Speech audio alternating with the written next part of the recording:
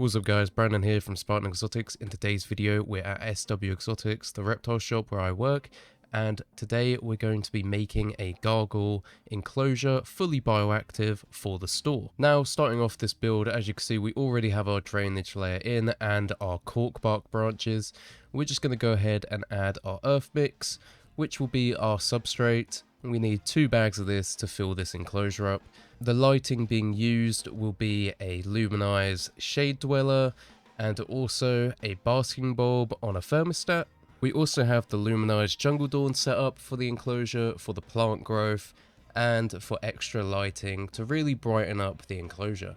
We're also using the Habstat Rainmaker Pro, which you can see both nozzles either side of the enclosure, which will be set on a timer to do all the misting that needs to be done for the plants and the animal. Now, I did forget to mention the enclosure size for the gargoyle gecko is 60 by 45 by 60, so a very good size enclosure for a single gargoyle gecko. Gargoyle geckos are from New Caledonia and they live about 15 to 20 years with proper care in captivity, so they are a long-term responsibility. So now it's time to add the plants to the enclosure. This first plant is by far my favorite that we stock in store, the dwarf umbrella.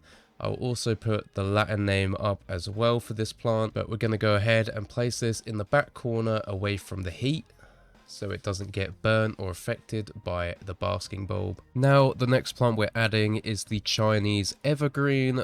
Once again, Latin name will be on screen, and we'll be placing this one under the heat bulb as they do very well in warmer conditions. It is also a very pretty plant which you can get in multiple different colors and variations.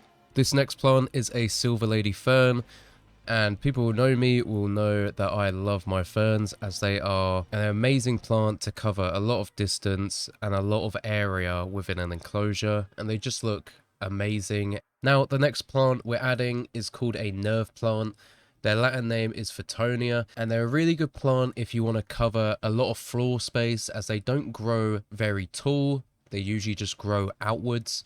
But we're going to be adding this to the front right of the enclosure. So the last and final plant we'll be adding to the enclosure is a bromeliad. As many of you probably know what a bromeliad is already, they are amazing and super colorful with that flower in the middle. And we're going to be adding this to the front left of the enclosure as our last plant to fill up the gargoyle gecko's home. So now we're going to be adding our leaf litter to give the floor a better, more natural looking, and to benefit our cleanup crew with some natural decaying matter for them to eat on to give them a better chance of reproducing in the tank. So as you guys can see here, this is the springtails, a small white organism that helps eat mold and any bad bacteria that is growing inside the enclosure, as we do not want the nasty molds because it can affect the health of our gargoyle gecko. Now we're going to be adding them throughout the entire enclosure here, as you can see, spreading them all around the back and the front just to spread them out, and these guys produce ridiculously fast if kept damp, so this enclosure, a tropical set, will do just fine for them to breed in. Now our last cleanup crew is these giant orange isopods. These will eat the bigger decaying matter like the animal's feces and any dead leaves that drop onto the ground. So there you have it. The enclosure is finished. We've added all our plants and all our decor and cleanup crew and leaf litter. Now all we got to do is add our gargoyle gecko to its brand new home. So here is the gargoyle gecko we'll be adding, this amazing female gargoyle gecko. Now just remember, you can add other things to the enclosure, which I haven't showed off just yet, like feeding ledges and water bowls, but this isn't necessarily a care guide video. This is just how to set up an enclosure. But do add those things that I mentioned for their benefit.